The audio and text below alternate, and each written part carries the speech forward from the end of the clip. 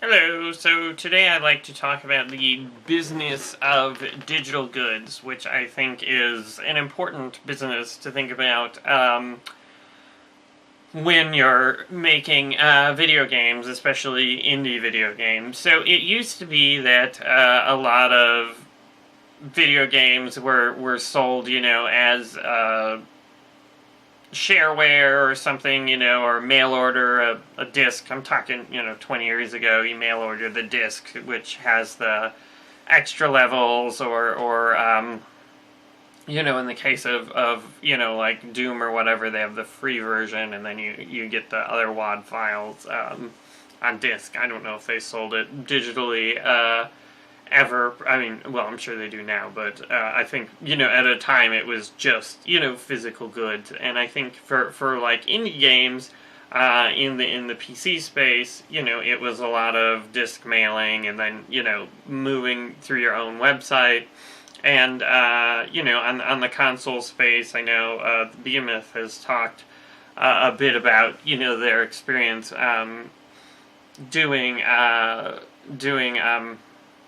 Alien Hominid. I think they did for PS2, GameCube, I can't remember.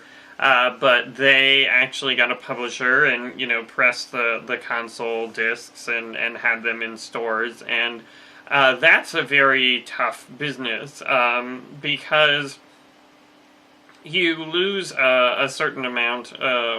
You basically, profit is much less because you have the physical cost of goods, the shipping costs, all these other costs, and then the problem is, are they going to be in the stores where people want to buy them?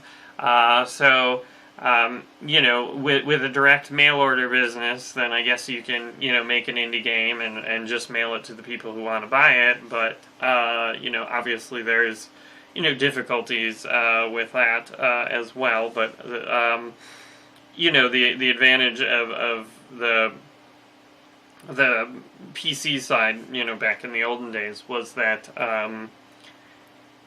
you didn't necessarily have to stock it on store shelves to sell it. I mean, maybe you would want to, certainly. There's a lot of shareware games that started as shareware that were sold in boxes. But anyway, all of this is not super relevant. I'm just trying to set the stage.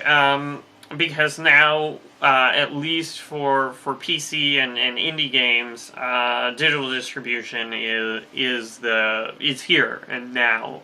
That's the way the business works, and I think it's interesting because there are some notable differences from the physical goods medium. And so, at least on console games, I have a lot of console games, and the cool part is I can give it to my friend and say, here, check this out, and then he can play it and then return it to me, or I can sell them used, or I can buy them used. Certainly I've bought a lot of used games, a lot of out-of-print games, or, like sometimes there's a game you want and the price point is not what you feel like paying for it, so you can just wait and get it used, or get it, after some price drops. And that's something cool about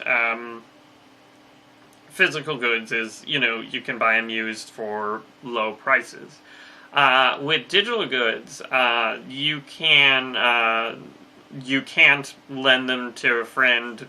Well, I guess Steam Family Sharing sort of lets you, but you can't sell your digital goods. So you can't say, I'm sick of this game, I want to sell it. And so that, to some extent, possibly makes them less valuable because, I have this copy of,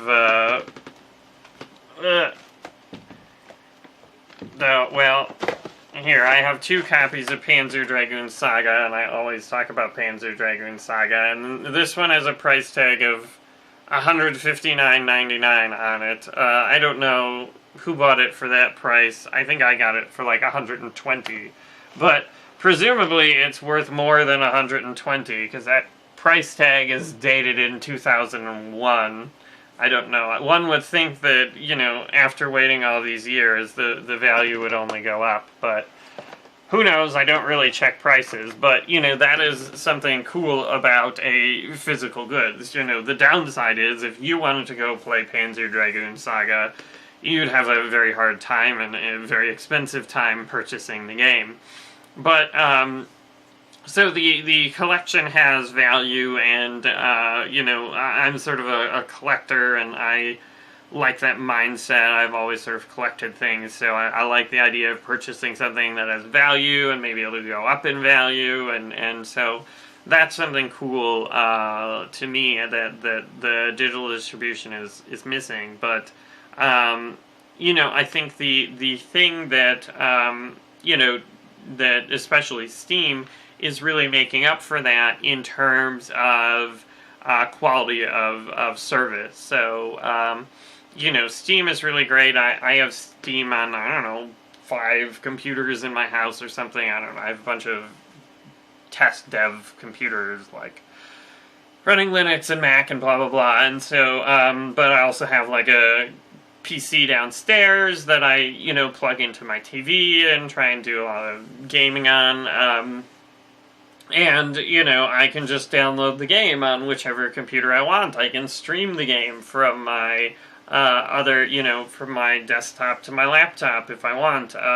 So there's a lot of neat things that you can do that Steam is offering that don't really have that benefit with the, you know, physical disc. And certainly, you know, if I'm at a friend's house, I can download it. And so digital distribution definitely is offering different but also great rewards and value for owning the project digitally. And as a developer, you know, this is speaking as a consumer, as a collector of a game, but as a developer, digital is the best, right? Because, you know, we don't have to worry about used game sales. We just have to worry, you know, and we get a good chunk of the profits. We don't have to pay for physical distribution and all those other things. So it's definitely a good thing for developers. The only interesting thing is if you look at the life cycle of a physical game, like a AAA game, like let's say, I don't know, Call of Duty Ghosts. So Call of Duty Ghosts came out last year. There's already an advanced warfighter Call of Duty thing that came out this year. I don't know what the suggested retail price is for Call of Duty Ghosts, but I suspect it's dropped considerably, and I suspect you can get it very cheaply used. So that's kind of a neat thing that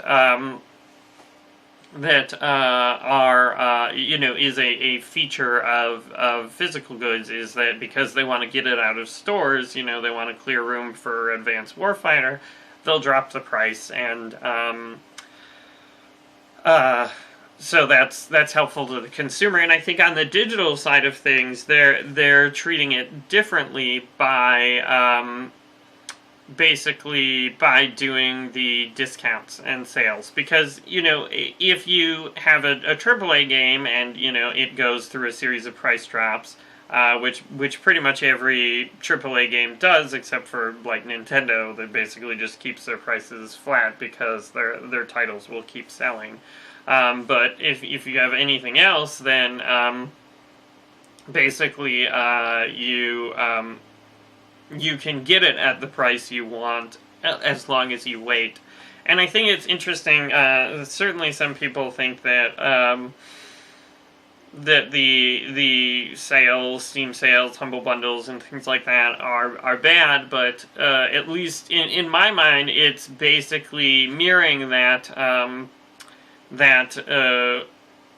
aspect of physical goods where, you know, you can buy it at whatever price you want, assuming you wait long enough. And so now with digital goods we have the same situation where you can buy it at any price you want, you know, assuming they go through a logical sales progression and don't give up. But I mean, we just had Retrograde on sale for 99 cents, so and it will probably be on sale again for 99 cents. So If you only wanted to pay $1 for retrograde, then we have a sales opportunity where you can do that.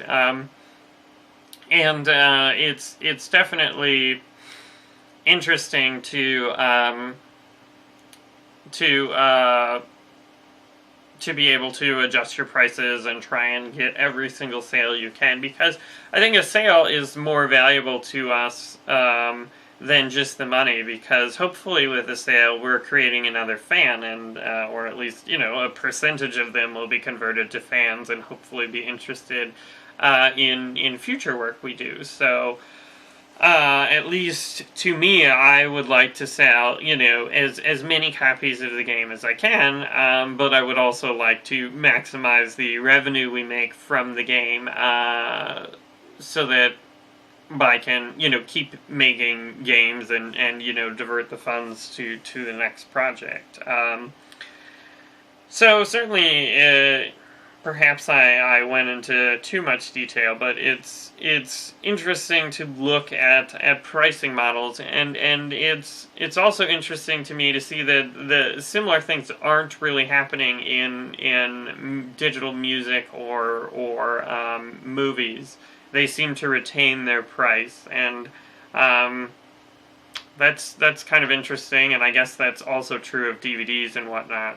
I wonder why games sort of have this shelf life, but I don't really have any easy answers for that. Certainly it might have something to do with, the technology, and that games can feel dated, whereas you can create a timeless movie like Citizen Kane. And I mean, arguably, I would say you can do the same with the game, but I think people judge it on other aspects than just, the quality of the experience. And also tastes, and we're evolving a lot as an industry, and certainly, playing the original Halo and Master Chief Collection, there's some bad things about it, like, the copy and paste, the library levels, and also the fact that you can only save on mission starts. There's no checkpoints or anything.